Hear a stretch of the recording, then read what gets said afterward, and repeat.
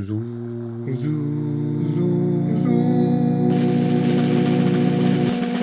인터뷰. 네, 안녕하세요. 반갑습니다. 숨탄 것들입니다. 반갑습니다.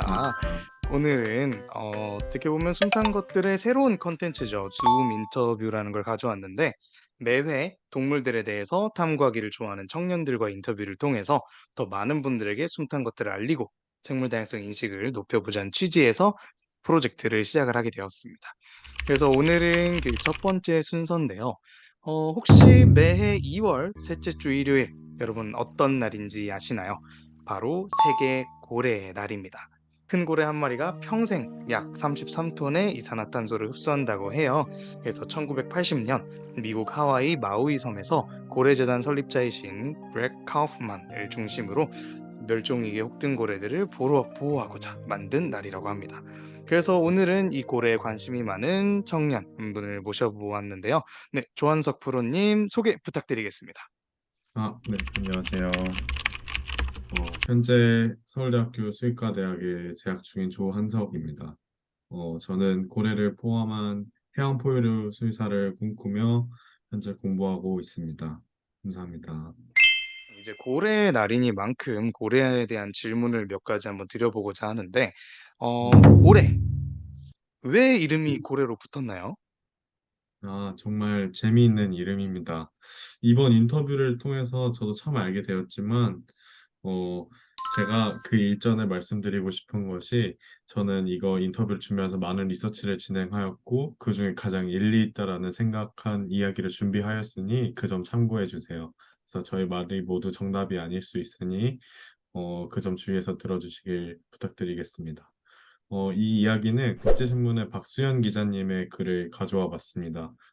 고래라는 단어는 두드리다 고자와 호래 레자를 사용하였다고 합니다. 그래서 이는 소리랑 관련이 있다라고 하는데요. 무언가를 두드리는 소리가 고래의 초음파 소리와 닮아 있다라고 해서 그 고래라는 단어를 사용해서 고래를 나타냈다라고 이야기가 있습니다. 그러니까 고래 소리가 포래를 두드리는 소리와 되게 비슷하다고 해서 붙여진 거군요. 네, 맞습니다.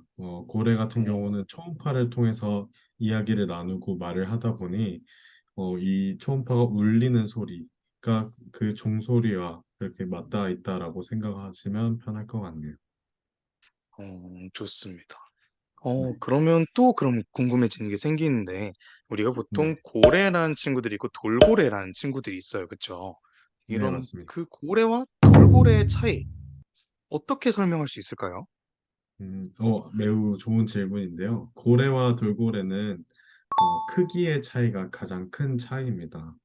고래는 저희가 아는 흰 긴수염 고래나 아니면 블루웨일 이런 친구들이 있고요. 그리고 돌고래 같은 경우는 3m 아니면 4m 미만의 그런 작은 친구들을 이야기합니다. 또 재미있는 사실은 또 돌고래는 또 해외에서 폴포이스라는 단어와 그리고 돌핀이라는 단어로 나뉘게 되는데요.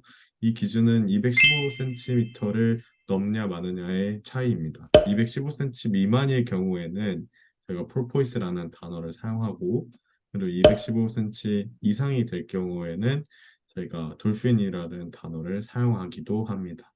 그래서 사이즈를 따라서 돌핀과 웨일 그리고 폴포이스 돌핀이 구분된다는 점 알아주시면 감사하겠습니다.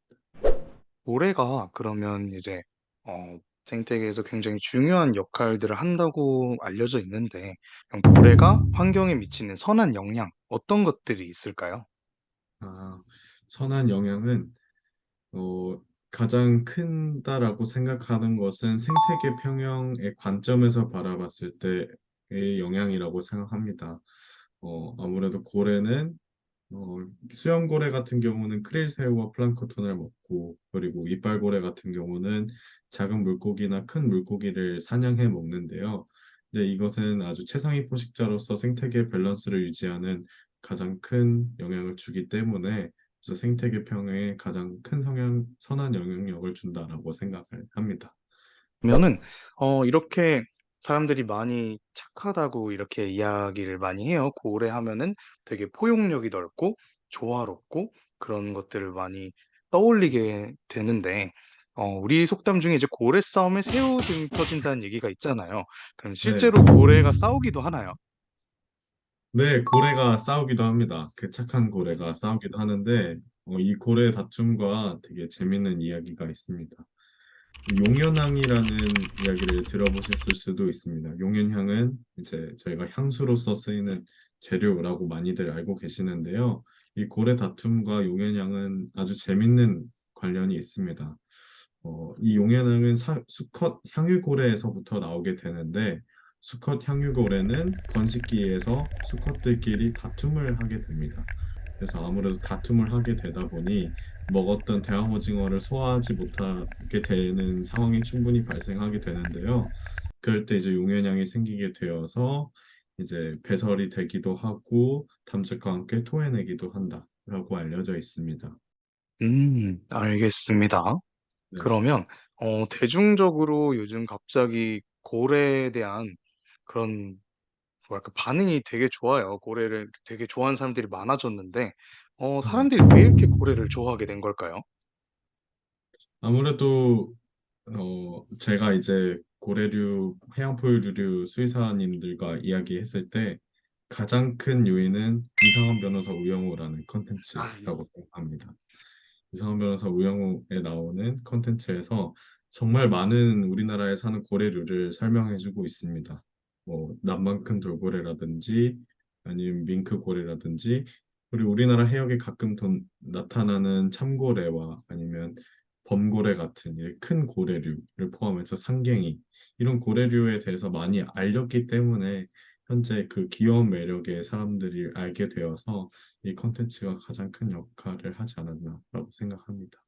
그리고 저희랑 비슷한 능력의 지적 능력이 있다라는 것도 이들을 좀 끌리게 하는 매력인 것 같습니다. 왜냐면 이들도 사회를 이루고 사냥 방법이 다 종들마다 다 다르거든요. 그리고 같은 종이라고 할지라도 서식지에 따라 사이즈가 다르고 먹는 것도 다르고 이야기하는 단어도 다르기 때문에 심지어 사투리가 있다라고 이야기를 할 정도로 그들 사이에서도 사회가 존재하기 때문에 이런 점이 정말 흥미로워서 그들에게 관심을 갖고 연구하고자 하고 있습니다.